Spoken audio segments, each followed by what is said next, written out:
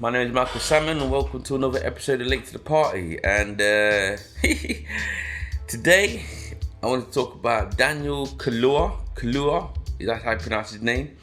And why he's got his name, or why his name is on a lot of foundational Black Americans' lips and not in a good way. He just said some comments that has a lot of Black people kind of up in arms, because it kind of shows that he's not someone who necessarily understands racism and understands the implications of racism and understands the reality of being Black, not just in America, but inside of a world that is dominated by European powers. Now, Daniel, for those who don't know him by name, is the actor he featured in Skins years ago, back in 2012. He was a feature in the Black Panther. He starred in Get Out. I think most people know what that film is. That's a badass film. And also he's Queen and Slim, I think is his most recent movie.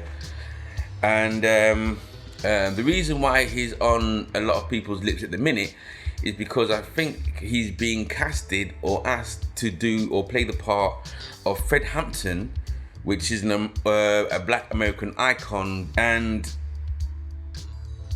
what it is that a lot of people in America are questioning or asking, why didn't they cast a Black American to play this role?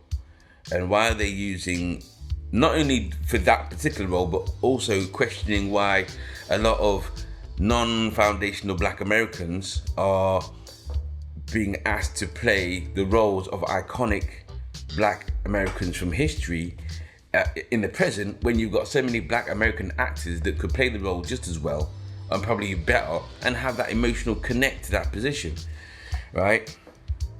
So what's happened now is that Daniel has said in an article with The Guardian or someone, one of those papers, that he's bored of talking about race, yeah? And that's not gone down well with a lot of people, right? So what's the issue here then, right? And you have to excuse me, I have to look at my notes because there's quite a lot to talk about today. And in a nutshell, right, what I think he's trying to say is that during a lot of interviews that he was doing in a period of time, he was asked a lot by the interviewers about how he feels about being Black and being a Black actor and so forth and so on. And I see him answering that question in a way that's, well, you know what my acting ability has to do with me being Black, he doesn't see a connection there, yeah? And I totally get that. Why are you gonna ask him about him being Black when you're asking him about the role, asking him about his acting career? You know what I mean? So that I can understand. I understand that totally, right? So what's the issue here, right? And basically, what the issue is that he's been asked to play Fred Hampton, right?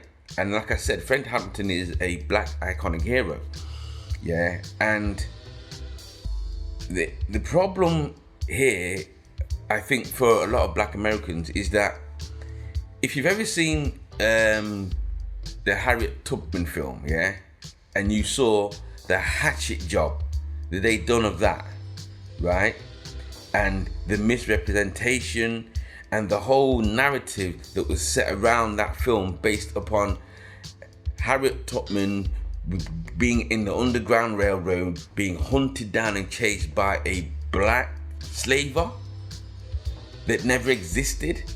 And even though the directors and the filmmakers were saying it's a loose representation, for the people who don't watch it, for the people that are watching it who are not into Black history and don't study the true facts about what's going on or what happened back in the day, they will take what they see on the screen as gospel. You know what I mean? Especially the youngers who are growing up, who are not going to Google Harriet Tubman's pure history. You know what I mean? They're just going to watch what they saw on the screen and go, oh, is that how it went? You know what I mean? And that's it, right? And the issue here and the problem here is that the woman who played Harriet Tubman, again, was not a foundational black American woman. She was British.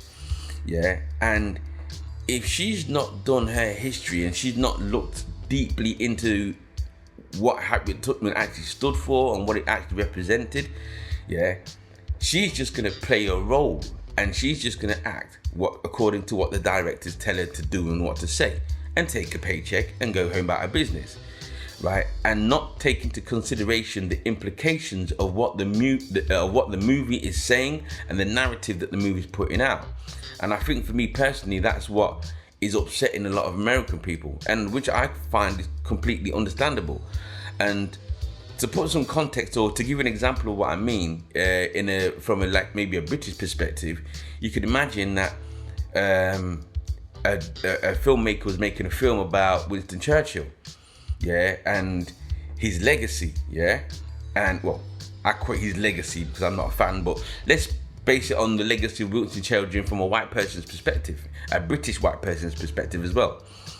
So you could imagine that you had a character that played Winston Churchill, and throughout the whole movie, they described or they perceived Winston Churchill as a misogynistic.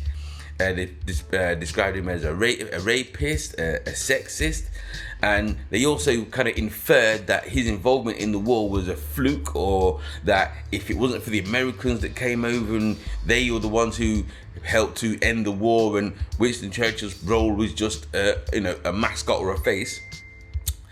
You can imagine the uproar that you'd get from British people. Yeah, you can imagine that. Yeah, that's understandable. You know what I'm saying? So for me, I think it's the same situation or the same perspective that Americans have when they start to see a lot of these European black actors coming over to America.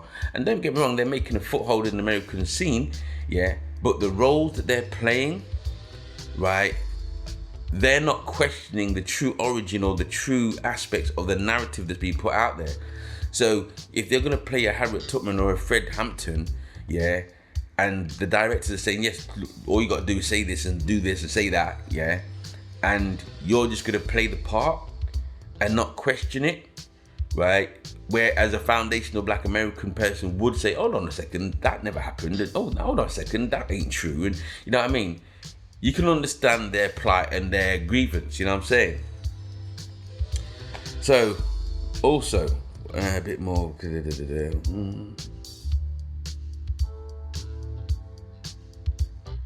Also, there's the aspect of, you have to excuse my voice, I've got a really bad cold. Again, this country's mash up, man. Also, you've got to take into consideration the aspect of Daniel's actual background into how he came up into this, into the game. And again, I'm not taking nothing away from Daniel for his hard work and tenacity, yeah. But I watched a few of the films and a few of the parts and roles he's played prior to him getting the big parts as well. And I found it interesting for him to say, because I think during the interview he said that, you know, I'm just a person, I just want to be seen as a person, and that, you know, I'm not an ambassador for black people, and you know, and I totally understand where he's coming from, because, you know, he didn't ask to be. But I also do think that as a black person himself, he has to recognise, and I think he does recognise, because watch this clip. Blew that, man. White man got bare shit on his forehead and thing.